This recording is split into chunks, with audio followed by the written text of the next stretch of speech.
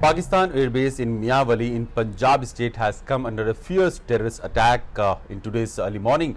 About 6 terrorists, that is the official number that the DGISPR has claimed, were stopped while entering the airbase, and 3 of them were neutralized early exchanges of fire. However, 3 of them managed to enter their airbase, and then they were gradually cornered by the security forces, and the firing or the skirmishes is still ongoing, and this is what the official version of DGISPR has told us. Tehreek-e-Jihad Pakistan, the organization or the militant front which has claimed responsibility for this attack, they have claimed that they have been able to damage about dozens of aircraft standing on the tarmac of their base. However, the official confirmation is about 3 aircraft which were already grounded by the Air Force, and one of the fuel tank that were attacked by the terrorists in this airbase.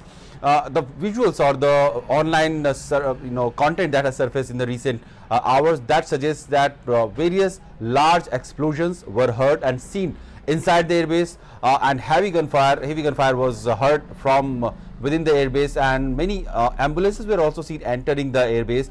That suggests that number of casualties or the injured could be higher than expected or suggested by the DGISPR. So far, there has not been any confirmation on the number of injured personnel from the security forces, or if there has been any casualty from the Pakistani side.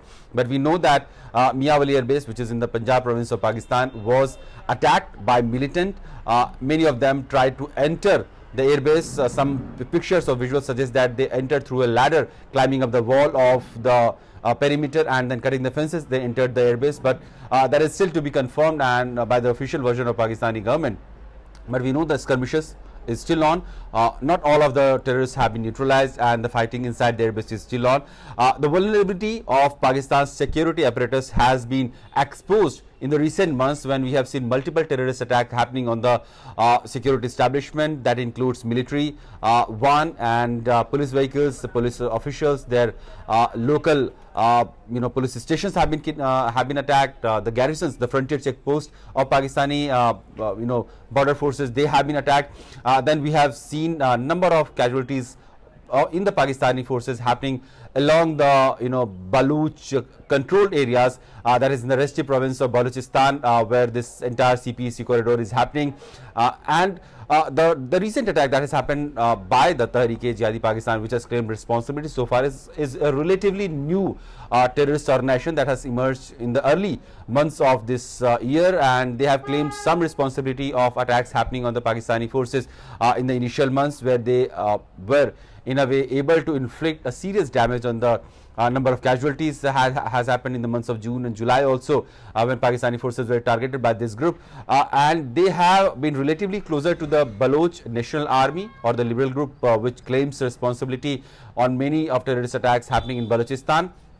The Balochistan province, which is sparsely populated but densely mineral rich and economically aware, strategically positioned because of the CPEC corridor, is also passing through that area, has been very risky province, because the population there has always claimed that they have been neglected from being the mainstream of the Pakistan's entire development prospect, and the entire economic corridor that is happening through that region is not contributing in their prosperity, and it is relatively more for the benefit of the Pakistani nation, and their contribution or their entire benefit from that corridor is not happening. And that is one of the reasons why these Balochistani liberal army or forces, they have tried to attack many of Pakistani forces persons in the past also.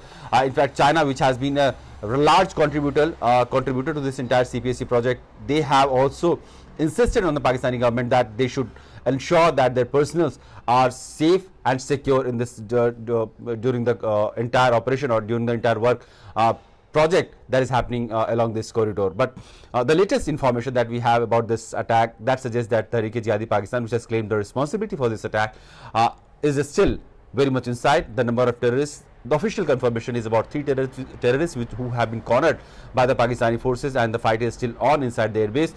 Much detail about how the terrorists happened to enter the airbase and what were their purpose, and how come the security apparatus was so lax that these terrorists could not be stopped at the gate. These will emerge gradually as the day progresses, but so far we know that 3 terrorists have been neutralized. 3 are still being engaged by the security forces inside the airbase. 3 aircraft that the Pakistani government says have been damaged by these terrorists, and some of them have also suffered other injuries. But the latest details will have to be waited, because the official confirmation on the entire episode of this terrorist attack, which is massive in nature, considering the airbase is highly secured and Pakistani forces are almost on alert basis in the entire region.